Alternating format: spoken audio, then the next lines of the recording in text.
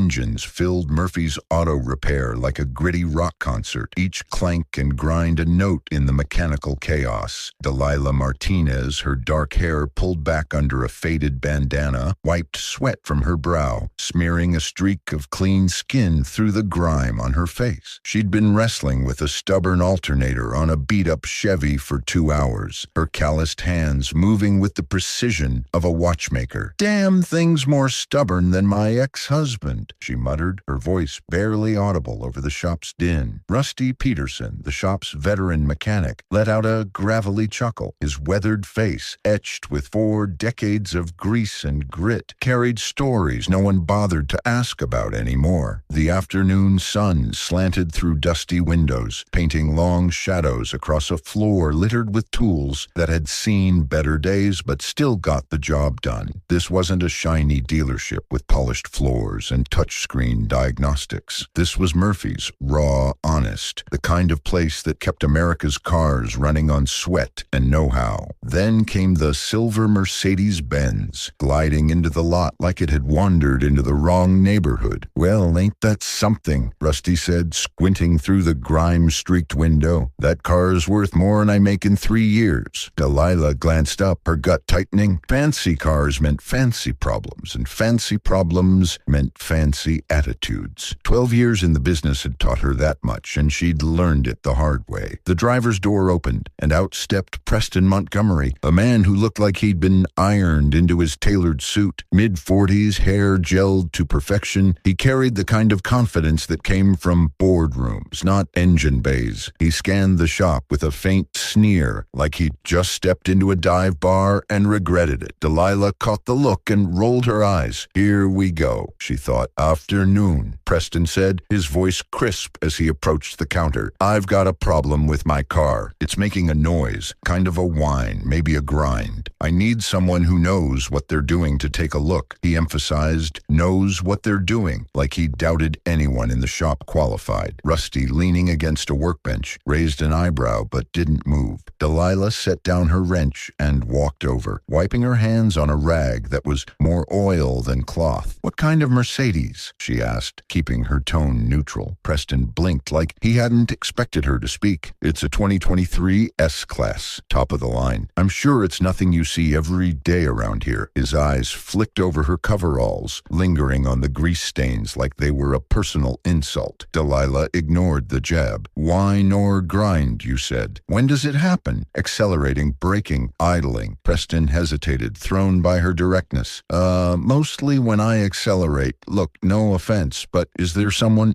more experienced I could talk to? This is a complicated machine." Rusty snorted from the corner, not even trying to hide it. Delilah's jaw tightened, but her voice stayed steady. "I've been fixing cars since you were probably still in business school." He popped the hood, "and I'll take a listen." Preston's lips pursed, but he didn't argue. He led her outside, where the Mercedes gleamed under the August sun, its silver curves out of place against the backdrop of rusted pickups and oil-stained pavement. Delilah leaned under the hood, her ear tuned to the engine as Preston started it up. The whine was faint but unmistakable, a high-pitched hum that cut through the low rumble. She straightened up, her mind already running through possibilities. Serpentine belt, maybe a failing pulley, or something deeper in the transmission. "Could be a few things," she said. "I'll need to get it on a lift and check the undercarriage. Could be a bearing or a belt tensioner acting up." Preston crossed his arms, skepticism written all over his face. "You sure you're qualified for this? I don't mean to be rude, but this isn't some old Ford. It's German engineering, precision stuff." Delilah's fingers twitched around the rag in her hand, but she kept her cool. "German, American, Japanese. Cars talk the same language when they're broke. Let me do my job, and I'll figure out what's wrong." Preston didn't look convinced, but he nodded. "Fine, but I'm in a hurry. I've got a meeting in Dallas tomorrow tomorrow and I need this fixed by tonight. No promises, Delilah said, already walking back to the shop. We'll call you when we know something. As she and Rusty got the Mercedes onto the lift, Rusty muttered, "Guy's got a stick up his ass the size of a drive shaft." Delilah smirked, but didn't reply. She was used to customers like Preston, people who saw her coveralls and assumed she was just the help, not the one running the show. She'd been underestimated her whole life, ever since she was a kid tinkering with her dad's old Dodge in their garage. Back then, it was just her and the car. No judgments, no expectations, just a puzzle to solve. That's what she loved about this work. The truth was in the machine, not in what people thought of her. Under the lift, Delilah inspected the Mercedes underbelly, her flashlight cutting through the shadows. The whine wasn't coming from the belt or pulleys. She'd ruled those out after a quick check. She traced the sound to the transmission, her gut telling her it was something internal. "Rusty, you ever hear a whine like this on a newer Benz?" she called. Rusty scratched his gray stubble. "Sounds like a torque converter issue maybe, but those transmissions are sealed tighter than Fort Knox. You sure you want to crack it open?" Delilah nodded. "If it's the converter, we'll know soon enough. If it's something else, I'll find it." The next few hours were a blur of wrenches, diagnostic scans, and Delilah's quiet focus. She dismantled the transmission with the kind of care most people reserved for heart surgery, her hands steady despite the heat and the pressure of Preston's deadline. Rusty watched from the sidelines, occasionally handing her tools or muttering encouragement. "You're a damn magician, Dee," he said at one point. She just grunted, too deep in the zone to respond. By late afternoon, she'd found the culprit, a faulty torque converter clutch, worn just enough to cause the whine, but not enough to trigger a check engine light. It was a rare issue, one most mechanics would have missed without tearing half the car apart. Delilah knew it because she'd seen something similar years ago on a BMW, back when she was still proving herself at a shop that didn't want to hire a woman. She'd never forgotten the feel of that fix, the way the car purred like a contented cat when she was done. She reassembled the transmission, replaced the faulty part, and took the Mercedes for a test drive. The whine was gone, the engine smooth as silk. She pulled back into the lot just as Preston returned, his suit still crisp despite the Texas heat. "Well?" he asked, checking his watch like he was timing her. "Fixed," Delilah said, tossing him the keys. "Torquey converter clutch was slipping. Replaced it, tested it. Runs perfect now." Preston's eyebrows shot up. "You're sure? That's not a simple fix." "Wasn't simple," Delilah said, crossing her arms, "but it's done. You're good for Dallas." He stared at her like he was seeing her for the first time. I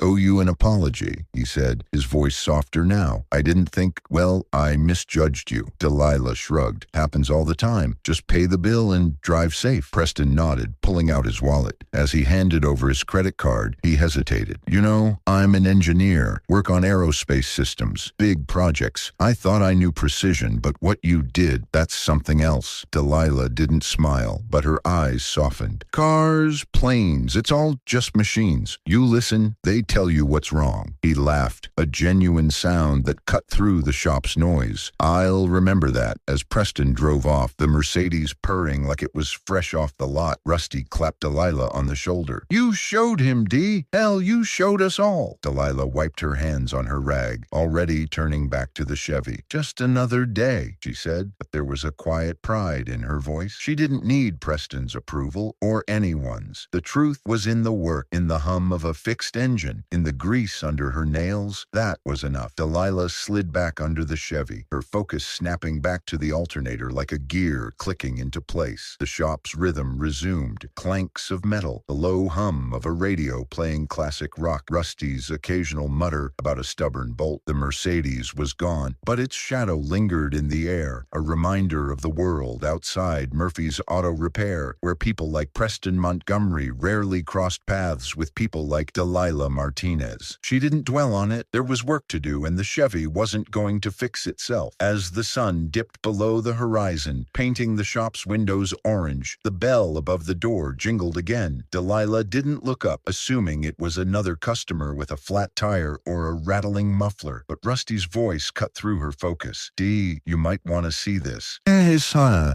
She rolled out from under the car, wiping her hands on her coveralls, and saw a young woman standing at the counter. teenager, early 20s maybe, with nervous eyes and a worn backpack slung over one shoulder. Her jeans were frayed at the knees, and her sneakers looked like they'd walked 1,000 miles. She clutched a crumpled piece of paper, her fingers trembling slightly. "Hi," the woman said, her voice soft but steady. "I heard you're the best mechanic around. I need help with my car. It's all I've got, and it's acting funny." Delilah stood, brushing off her knees. "What's it doing?" "It's a '98 Honda Civic," the woman said, glancing at the paper like it held the answers. "It keeps stalling, and there's this weird noise like a rattle when I try to start it. I've been to 2 other shops, and they said it's not worth fixing, but I can't afford a new car.